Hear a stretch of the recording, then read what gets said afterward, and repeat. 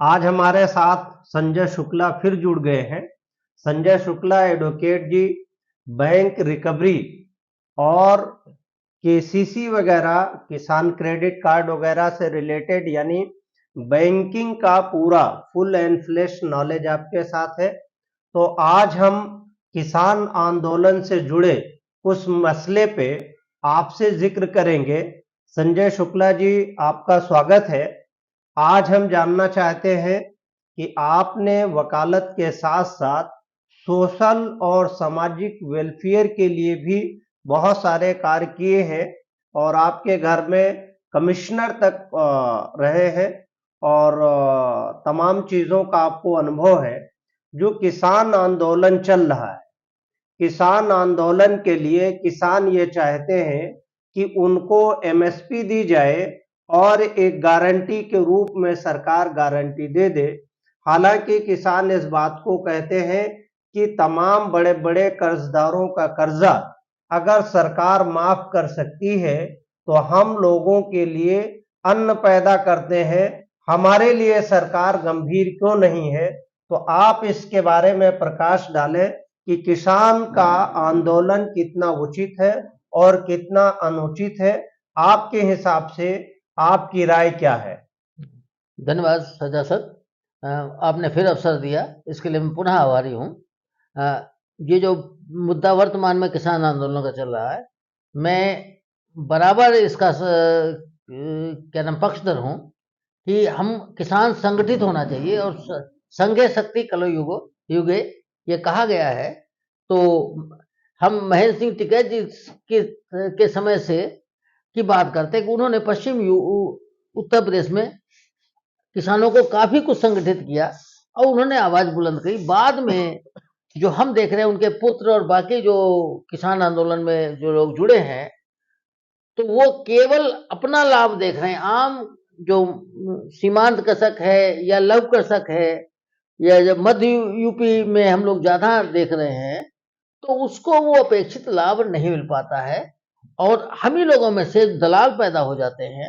जो मैंने देखा है, आज जो सरकारी खरीद हो रही है, हो सकता है आपके प्रश्न थोड़ा विचलित हो, मैं विचलित हो रहा हूं, लेकिन मतलब मेरा कहने का वही है कि जो आज सरकारी खरीदें किसानों की हो रही हैं, तो ऑनलाइन जो खतौनियां बनती हैं। आप इंडिपेंडेंट होकर के आप अपनी फ्री हाँ, राय रखते मैं हैं। वो इंडिपेंडेंट, तो उसी से जुड़ी हुई चीज है कि जो उनकी खतौनियां बन रही हैं, जिनके नाम पे एक उनके कृषि उपज को खरीदा जा रहा है, धान खरीदा जाता है। अभी 1 महीने बाद गेहूं की खरीद चालू हो जाएगी। वो खतौनियां सब 90% फेक बन रही है। उन्हीं फेक खतौनी को उप जिलाधिकारी, संबंधित उप जिलाधिकारी वेरीफाई कर रहे हैं और वहीं के जो किसान की जमीन को के भू माफिया, ओ किसान माफिया हैं, व्यापारी माफिया हैं, उन्हीं पे खतौनियों के दम पे परचेज कर रहे हैं और उनके खाते में पैसा जा रहा है। हम चाहेंगे कि ये जो राजस्व विभाग है, इसमें जो भ्रष्टाचार है, अभी भी माननीय मुख्यमंत्री महोदय कई सालों से राजस्व विभाग को भी अपने पास रखे हुए हैं और राजस्व विभाग में वास्तविकता में और जो असलियत है राजस्व विभाग में, जमीनों की खतौती की हैसियत जो भी लिखा पड़ी है और वास्तव में जो किसानों की खरीद हो रही है, उनके रिकॉर्ड्स में पूर्णता भिन्नता है। इसकी जांच कराई जाए। नहीं, देखिए शुक्ला जी, खेतौनी की जहां तक बात है, खेतौनियों में नए सिरे से परिवर्तन आ रहा है। अगर आप देखें इस बात को, तो जब हम शुरुआत की वकालत में आए थे, तो शुरुआत की वकालत में हमने इस बात को देखा कि खेतौनी लेखपाल अपने हाथों से जैसा चाहते थे वैसा बना देते थे और खसरे की परंपरा तो आपने हमेशा से देखी है, क्योंकि आपने बैंकिंग सेक्टर को देखा है। मैं जो कहना तो चाहता अब हूँ, खेतौनी बहुत सारी ऑनलाइन हो रही है, तो एक भ्रष्टाचार को रोकने का काम डिजिटलाइजेशन की वजह से तो हो रहा है। हम ये जानना चाह रहे हैं कि किसान आंदोलन जो किया जा रहा है वो उचित है या अनुचित है, और किसानों का जो एमएसपी पे मांग है उस पे विस्तृत चर्चा के लिए हम आपसे चाहते हैं कि आप इस पे मैं बताएं। एक 30 सेकंड जो मैंने अपनी बात मेरी अधूरी रह गई उस पर कहूंगा।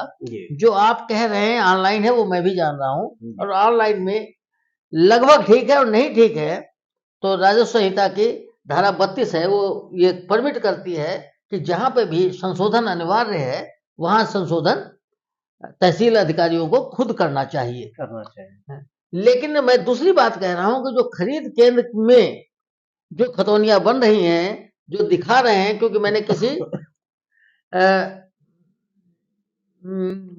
हरदोई जिले के व्यापारी से ही बात करते करते मैं वो नहीं समझ रहा था कि मेरी निगाह कहाँ, लेकिन मैंने उस चीज को पकड़ा कि वो खतौनियां वहां पर ऑनलाइन हो रही है, जो गल्ला खरीद केंद्र के हिसाब से ऑनलाइन हो रही है, मंडी समिति के पास ऑनलाइन है, वो उनसे टैली नहीं कर रही हैं, और वो बेईमानी का जो पैसा है उसका नीचे से ऊपर तक बंदरबांट होगा। तो ये जो जायज बात है वो आपकी 100% सही है, मैं वो नहीं कह रहा हूं। ये सब होने के बाद भी आंखों में धूल झोंकी जा रही है और जिसपे कोई पकड़ नहीं रहा, और उसका फायदा होगा कि जो एमएसपी होता है वो किसान को नहीं मिल पाएगा अगर हम उस जड़ को नहीं ठीक है। तो मैं जड़ की बात कर रहा हूँ, बिल्कुल कि वह जड़ देखिए एक चीज।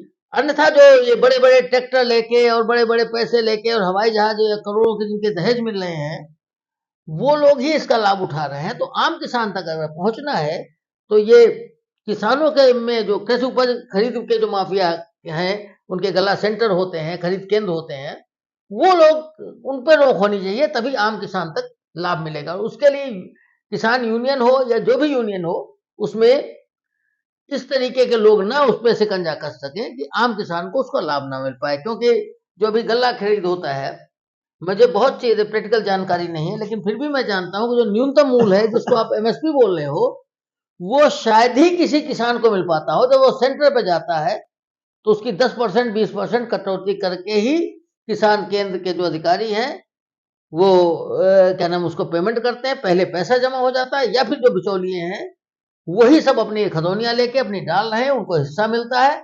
और उस पर जो हमारी ये संस्थाएं हैं सरकार की, विजिलेंस एजेंसीज हैं, वो इस पर कतई ध्यान नहीं देती। भले ही हो सकता है कि उनके पास भी कुछ पहुंच जाता हो, या और इस चीजों में नीचे से ऊपर तक बेईमानी है जिसको हमको रोकना चाहिए।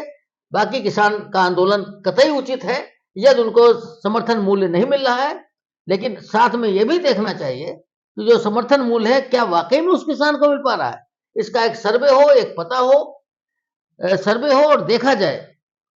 तो वास्तव में ऐसा नहीं है, ये मैं अच्छा, हम आपसे एक चीज, आपकी बातों को यहीं पे रोकते हुए एक चीज और जानना चाहते हैं कि किसान को उसका मूल रूप से जो धन है वो मिले, इसके लिए सरकार को अगर आपको सुझाव देना हो, या सरकार के बिहाफ पे जो ब्यूरोक्रेसी काम कर रही है अगर उसको कुछ सुझाव देना हो, या आपको ये कहा जाए कि एक मास्टर प्लान दीजिए कि जिससे किसानों के साथ हो रही धोखाधड़ी और भ्रष्टाचार रोका जा सके, तो आप ऐसी कौन कौन सी उपाय देंगे जिससे भ्रष्टाचार रोकी जा सके? ये समांतर रूप से अभी जो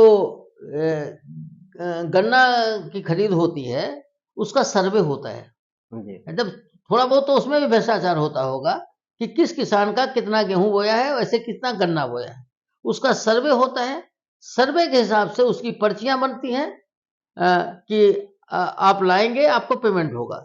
तो गन्ने में तो थोड़ी बचत हो गई है, तब उसमें भी बिचौलियां हैं, लेकिन गन्ने में तो थोड़ी रोक हो गई है। इसी तरीके से किसानों का भी जो उपज बो रहे हैं उसका सर्वे हो, और उस हिसाब से उनका प्रोडक्शन की लागत लगाई जाए, उसका पैसा उनको उनसे गेहूं खरीदा जाए और बेचा जाए।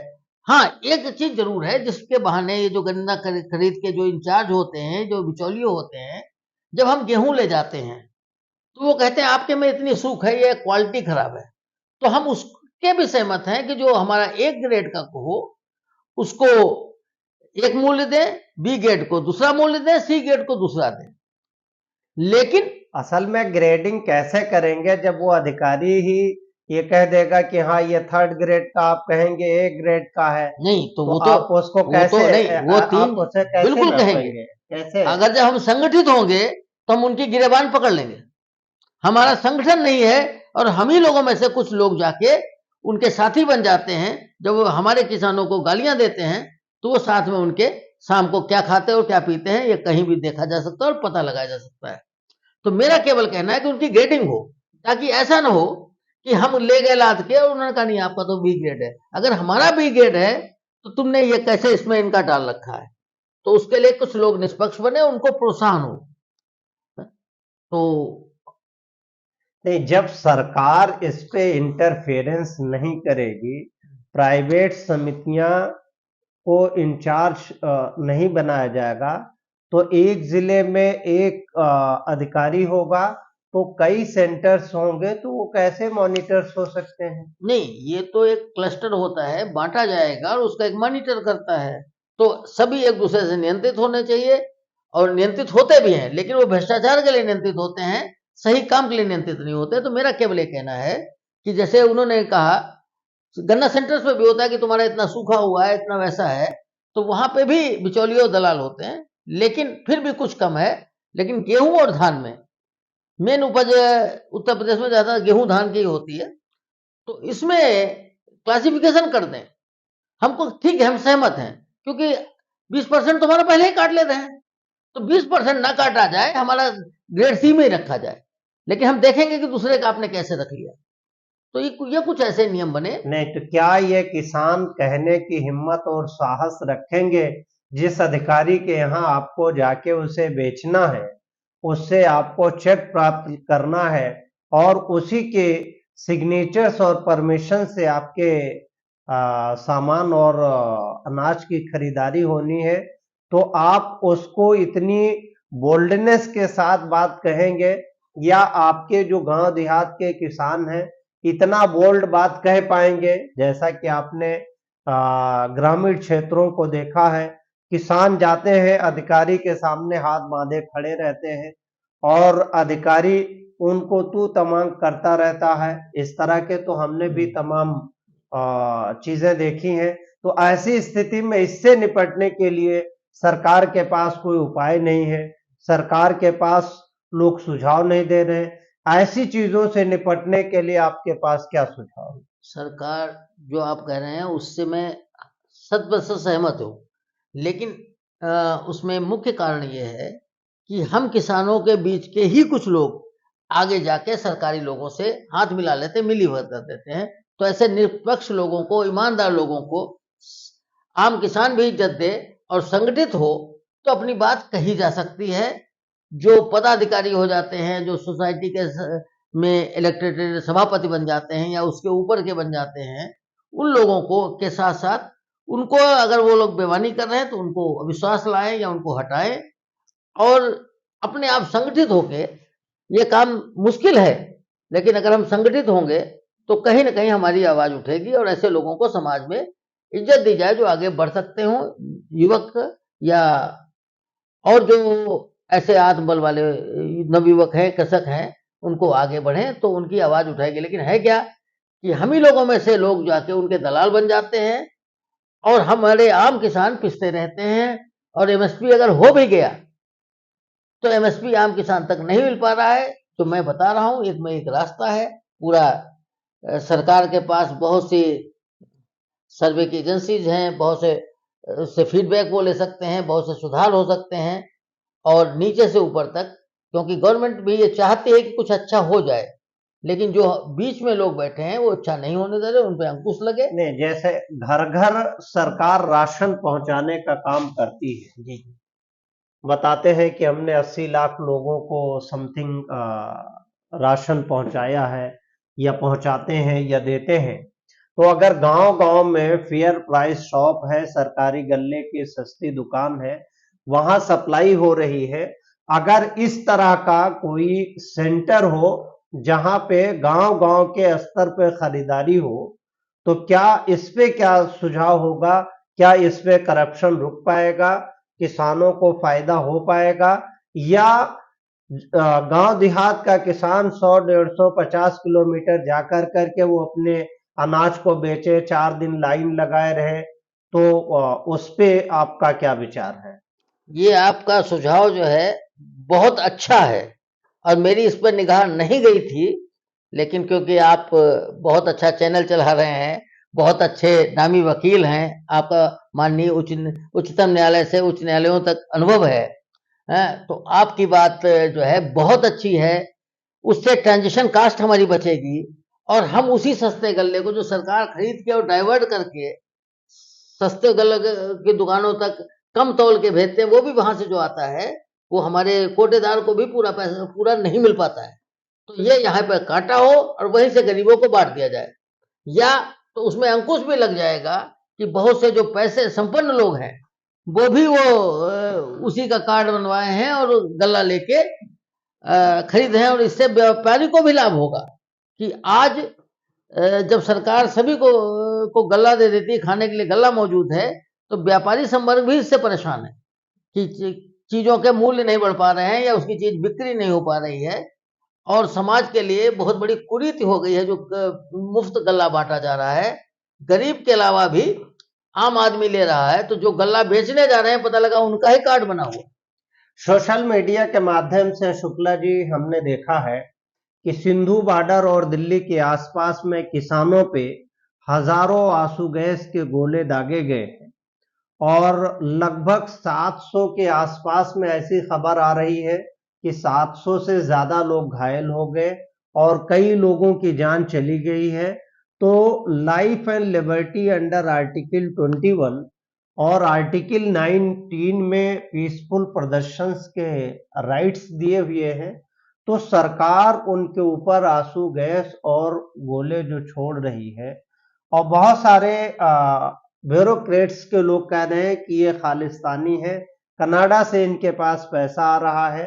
तो मैं ये जानना चाह रहा हूं कि जो जांच एजेंसियां एनआईए, एटीएस, एसटीएफ और जो तमाम जांच एजेंसी है अपने पास, इन लोगों का क्या काम है और ईडी वगैरह का, जिसकी वजह से सिर्फ सोशल मीडिया में जाकर के ये बात कह रहे हैं कि किसान इस तरह के कर रहे हैं।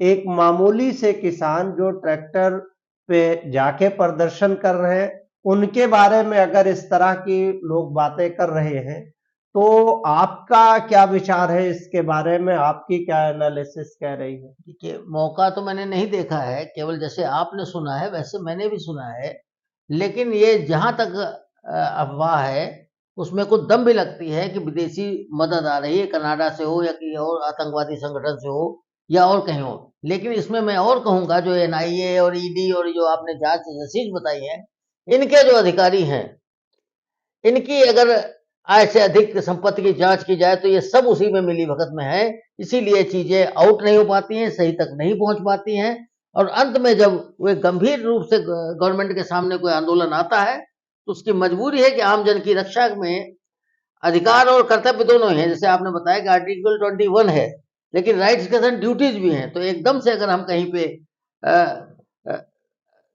क्या नाम अप्रत्याशित रूप से कहीं खड़े हो जाएंगे, बगैर नोटिस दिए हुए कोई आंदोलन करने लगेंगे और उसकी शर्तों का नहीं पालन करेंगे, जो आंदोलन की शर्तें होती हैं, जब हम पैटर्न टैंक ट्रैक्टर को पैटर्न टैंक का रूप दे देंगे तो सरकार की मजबूरी है कि आंसू गैस खोले के गोले लगाए। आंसू गैस के इसीलिए लगाए जाते हैं कि हम अपना प्रदर्शन को रोकें या शांत करें, लेकिन जब हम उसका के बाद और ज्यादा हम प्रत्युत्तर कर रहे हैं क्योंकि पीछे से पैसा आ रहा है या कुछ नासमझ लोगों के भड़काने में हम आगे बढ़ रहे हैं, तो उसमें सरकार की मजबूरी होती है।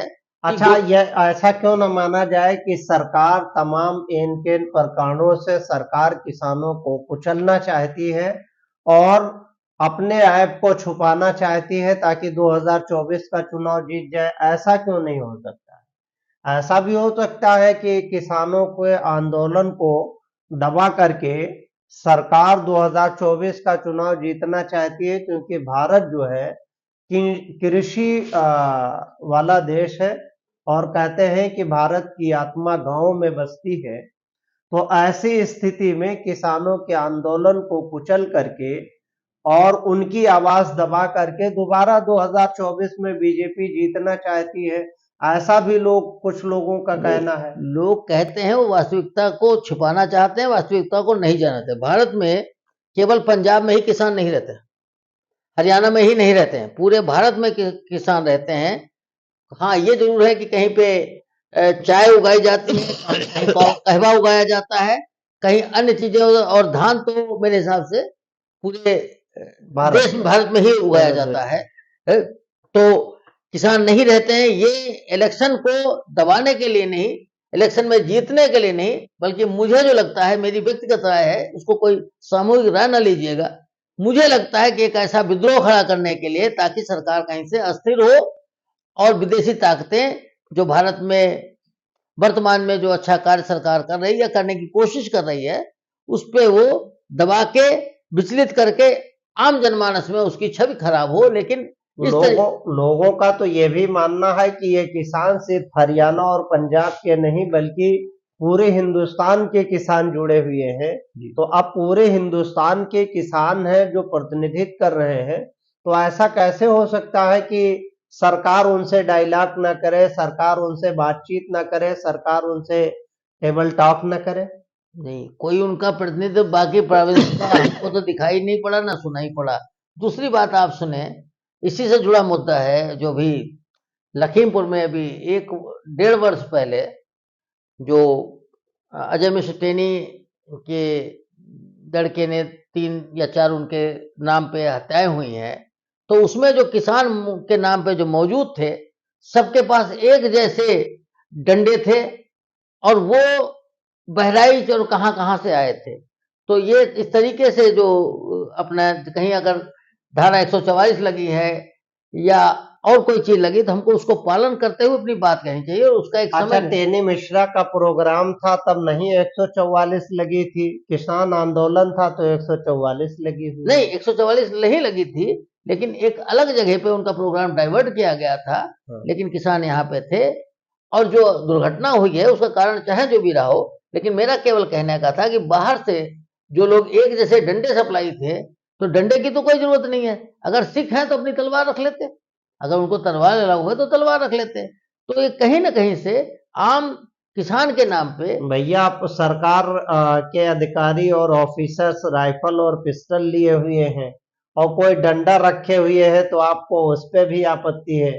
भैया डंडा तो किसान है, वो भैंस हाँकने के लिए है, जानवर हाँकने के लिए वही मैं कह और रहा हूँ, सरकार ने जो कुत्ते जानवर छोड़ रखे हैं उनके लिए भी है। वहाँ वही मैं भी कह और रहा हूँ, अगर आपका अधिकारी बेईमान हो तो उसी डंडे से कूटने के लिए वो डंडा रखे हुए हैं। जो आप कह रहे हैं वही बात मैं कह रहा हूँ कि एक शेप के डंडे थे, तो कहीं ना कहीं से तो राइफल का मुकाबला वो डंडा करेगा मिस्टर शुक्ला जी? नहीं, राइफल का मुकाबला नहीं करेगा, लेकिन राइफल चलाने की जरूरत भी क्यों पड़े? तो मेरा केवल ये कहना था, वो उस प्रकरण अलग है, और क्योंकि माननीय न्यायालय के अंदर विचाराधीन है, तो हम उस उंगली नहीं उठा रहे हैं।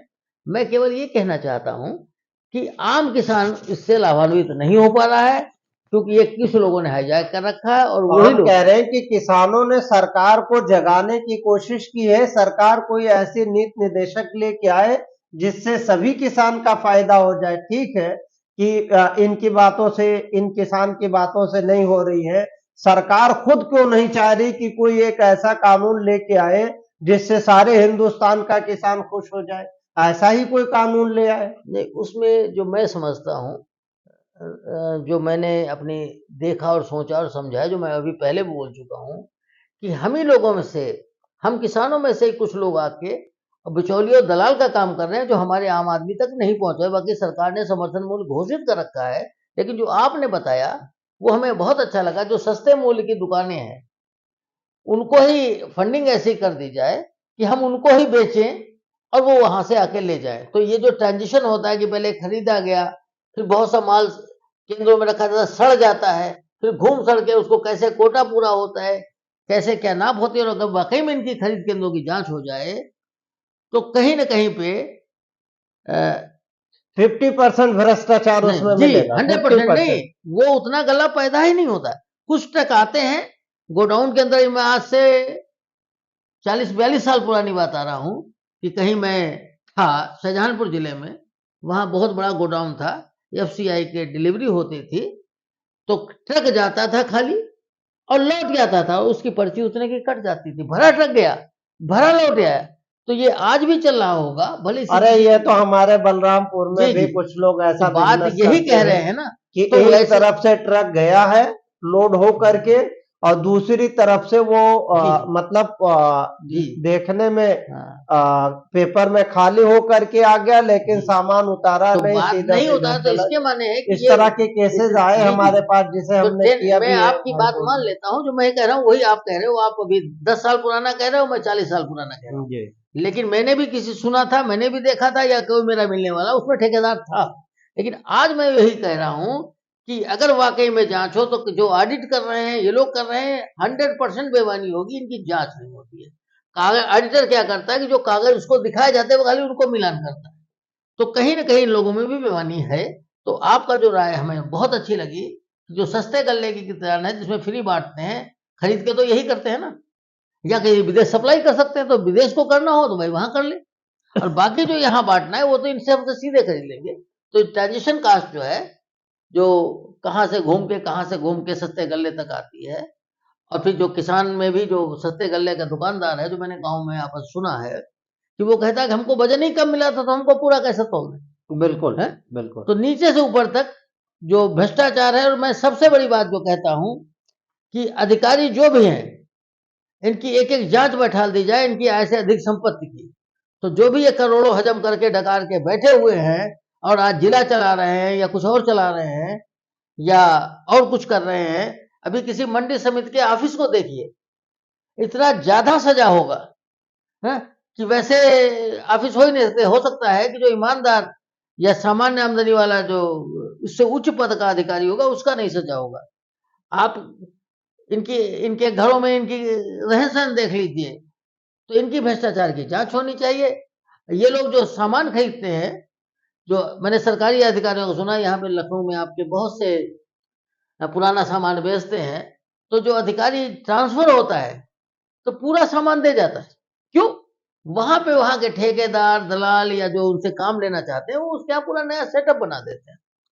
तो इस तरीके की जो चीजें अभी भी जीवंत हैं, यद्यपि हर साख पे उल्लू बैठा है जो कहावत थी, तो वैसा ही है। हमारा भी कोई अगर अपना बैठ जाता है तो वो इसी को बड़ा सीना तान के कहता है कि हमारी ये आमदनी थी, हमारी इतनी गाड़ियां थी, हमारा इतना स्ट्रक्चर है, हम इस गाड़ी से आ गए। आज लखनऊ में स्टेटस गाड़ी के उससे लगाया जा रहा है। तो समाज में भी जो ऐसे बेईमान और भ्रष्ट लोग हैं उनको सम्मान न दिया जाए, ईमानदार आदमी की इज्जत की जाए, और अपने में से ही वो ऐसे लोग जो दलाल बन के हैं उनको बेनकाब किया जाए, मुंह काला किया जाए, उनको सीधे सीधे पकड़ा जाए, दिखाया जाए। और जो मैंने पहलू बताया आपको कि खतौनियां बिल्कुल लगभग ऑनलाइन होंगी, 10% में कोई कमी होगी तो सुधार हो रहा होगा, तहसील कर्मचारी लगे होंगे, नहीं लगे होंगे तो उनके सहायक लगे होंगे, उनके रखे हुए लोग रखे लगे होंगे। लेकिन बाकी जो यहाँ पे जो परचेज में लग रही हैं वो 100% फेक लग रही है। तो उन पे अंकुश करा जाए, कोई भी जांच कर ले। आपके चैनल बहुत ही व्यापक है, हमारी आवाज शायद कहीं तक पहुंचे और कहीं तक समाज का सुधार हो, किसान का सुधार हो, और हम लोगों की आवाज आम जनता के हित में हो, किसानों के हित में हो। इसी उम्मीद से आपने हमको चर्चा का समय दिया और हमने भी अपनी बात कहने का प्रयास किया है। धन्यवाद तो शुक्ला जी। आज हम धन्यवाद। चर्चा कर रहे थे किसान आंदोलन को लेकर के और उसमें क्या क्या सुधार होना चाहिए। शुक्ला जी ने बहुत महत्वपूर्ण सुझाव दिए हैं। आज यहीं तक, शुक्रिया, थैंक यू, धन्यवाद।